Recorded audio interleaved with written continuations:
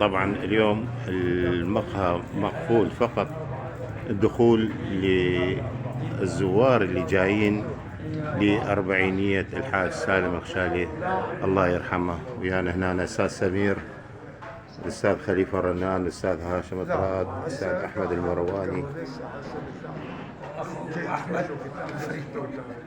نتمنى له الرحمة والمغفرة للحج وحزنا للجميع. أنا قلت